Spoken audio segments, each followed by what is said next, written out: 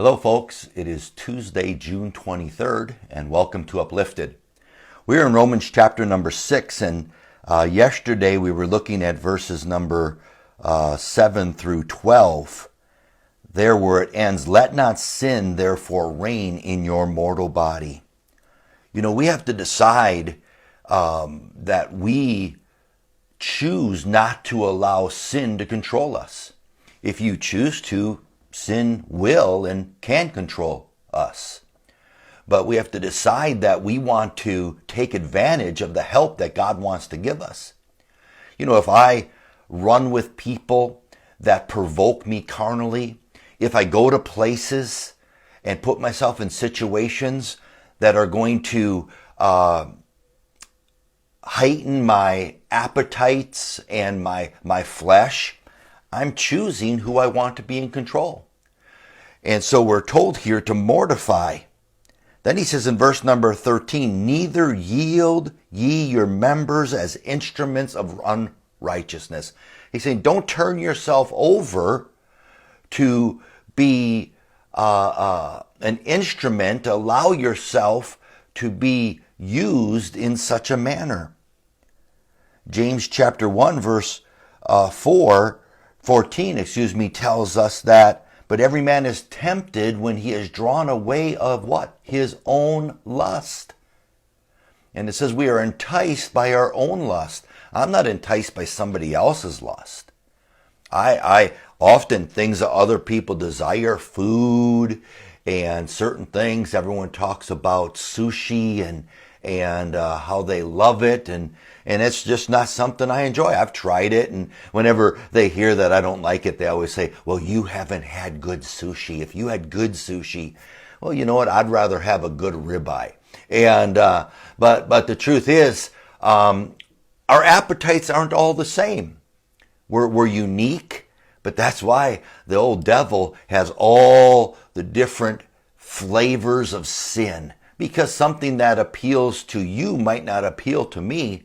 And it doesn't matter. It doesn't make me any better than you. And just because it's something that appeals to me doesn't appeal to you, doesn't make you better than me. But I've got to choose that I'm not going to let my desires, my fleshly desires, those lusts, control me. So he says here, don't yield yourself. Don't give in. Don't hand yourself over to those lusts and those desires.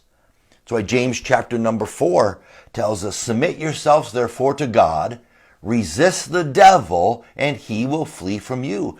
So the key is my submission to truth, my submission to God, and I have found, quite honestly, that it is far more rewarding to live pursuing righteousness than carnality. I spend my life trying to help people put their lives back together after they have indulged in unrighteousness or carnality.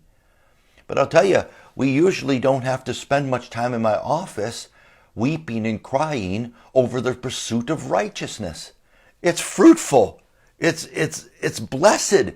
And one of the most selfish things that we can do as human beings is to pursue God, because it is the most rewarding, fulfilling thing without all the dangerous side effects. And so we see here, "Neither yield yourself as members of unrighteousness unto sin, but yield yourself unto God." Stop fighting Him. Stop fighting His Spirit as God's Spirit works inside of you. Stop fighting the Word. They are your friends. Yield yourself unto God. Submit yourselves, therefore, to God. If you want to fight something, and the truth is, we all might get in that mood that we just want to fight something. Fight the devil. Fight the old flesh. Fight that temptation that you know is going to bring bad results in your life. He says there, yield yourself unto God, what? As those that are alive from the dead, and your members as instruments of righteousness unto God.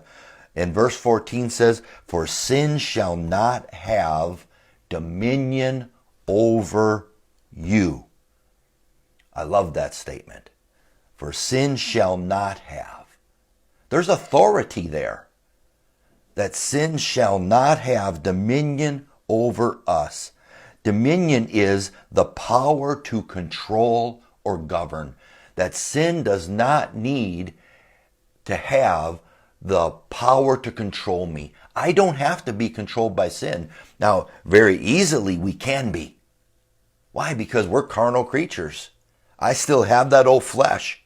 But Romans chapter number 6 is teaching us to be dead to the flesh, dead to that old man, and alive unto Christ. So we see, it shall not have, sin shall not have dominion over us, for ye are not under the law, but under grace.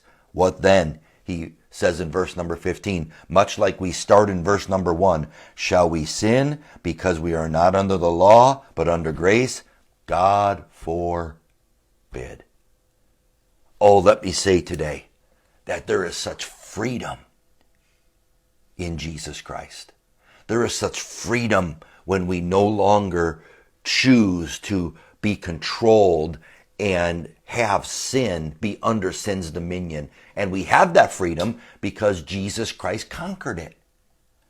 And we now can live unto Christ. Hey, let me encourage you. Get in the Word. I know you're watching the Uplifted video, and I hope it's a help to you, but get in the Word. Be thinking, be in a mind of prayer through the day. And then don't allow yourself to be under those influences that provoke your flesh. Friends, things you watch, how about the music you're listening to? Is that stirring your spirit?